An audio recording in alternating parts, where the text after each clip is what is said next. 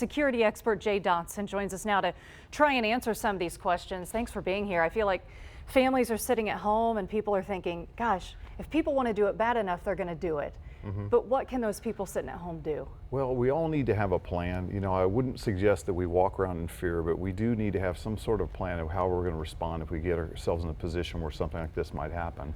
And I would suggest that just about every type of business should have some type of a written plan on how to train their staff, how they can manage a situation like this.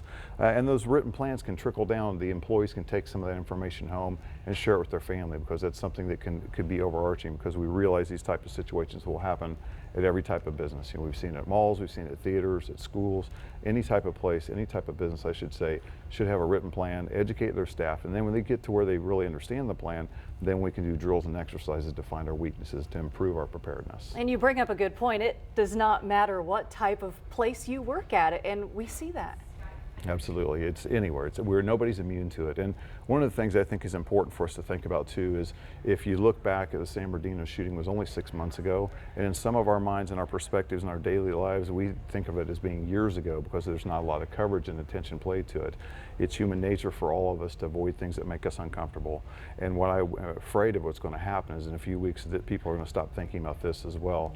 We need to continuously change our mindset in 2016, because unfortunately these type of incidents are probably going to increase instead of decreasing. For years we've been prepared for fires.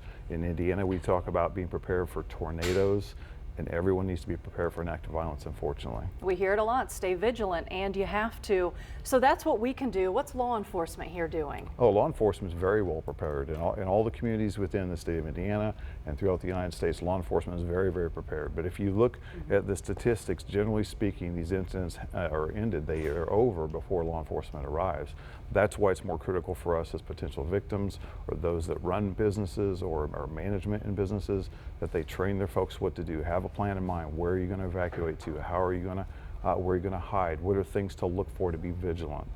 And I think a lot of us are wondering, how can someone who's on an FBI watch list go and legally purchase these guns? Is that something you can touch on? You know, if he hasn't done anything, he has no record. I mean, it's a very difficult situation. Obviously, in every one of these cases, we're dealing with someone who has some mental health issues, and that's probably the situation with him.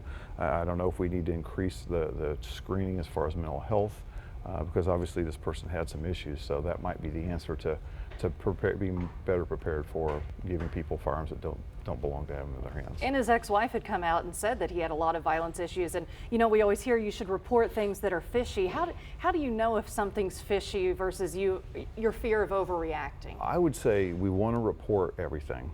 And I think in our society today, where the weaker link is what we do, what officials do when it's reported to them. Now, I'm not talking about the police department.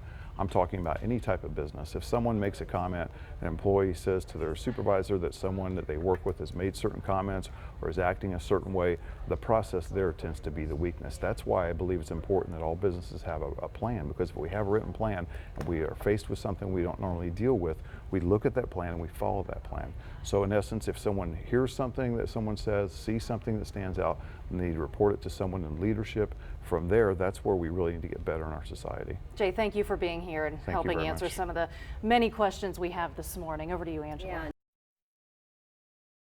Security expert Jay Dotson, though, is joining us now to try to answer some of these questions and everybody beyond. has that same attitude. Yeah, we'll talk to and hear more, but let's dive into security now, because we talk about this often.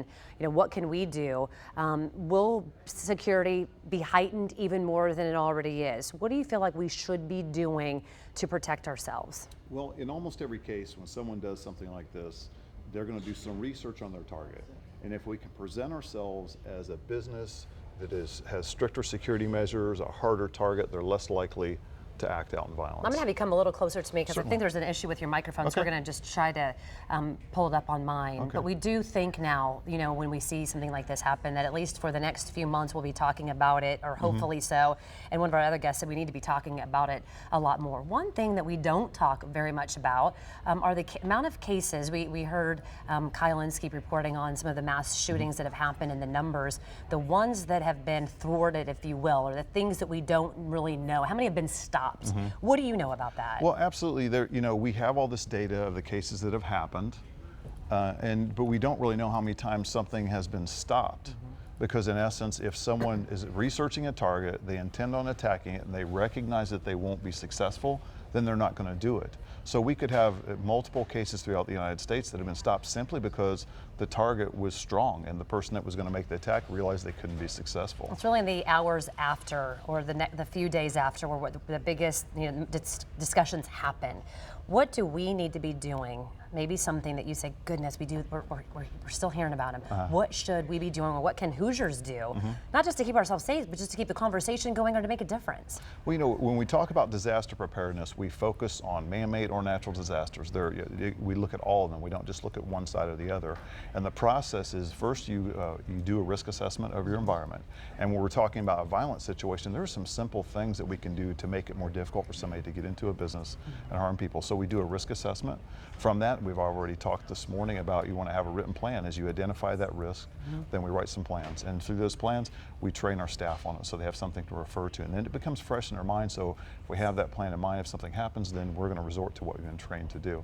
And from there, after we've educated folks, then we would continuously do risk assessments on a regular basis. And then we might do drills or exercises, because as doing that, we actually put it into play where people are moving around a little bit. We can find what our really weakest points and fix those things. Interesting, because we know we see this at hospitals and things like that, and we see them at schools. And now, I mean, even here at Fox 59, it wasn't just but a few weeks ago that we had an expert come in and start telling us if something happened here, where do you go, what do you do, how do you protect yourself? So obviously a conversation that we'll continue to have. Nice to see you. Thank you. Thank you for your Lindy? time. Appreciate it.